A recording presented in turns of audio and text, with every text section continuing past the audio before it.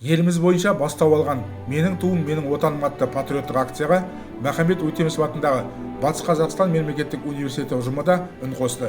Әрбір мемлекеттің туы сол елдің құндылығы саналады. Мемлекеттік туды насихаттау және дәріптеу, елімізде туға деген құрметті арттыру, әрбір азаматтың бойында патриотизм мен отансүйгіштік сезімін қалыптастыру шараның басты мақсаты. Осы ортақ мақсатты жүзеге асыруға атсалысқан Махамбет Өтемісов атындағы Батыс Қазақстан мемлекеттік университетінде түрлі мамандықтар бойынша 19 ұлттың жастары білім алуда.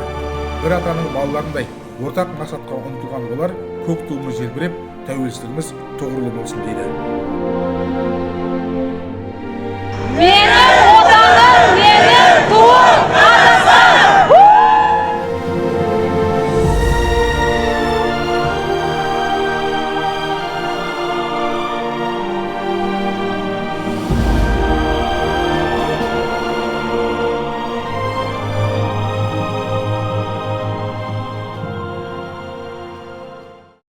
Елімізде «Менің отаным, менің туым» атты акциясы өтіп жатыр. Қазір біздер Махамбет Өтемісов атындағы Батыс Қазақстан мемлекеттік университетінің студент жастары осы акцияға қатысу арқылы өз еліміздің шынайы патриоты екендігімізді көрсеткіміз келді.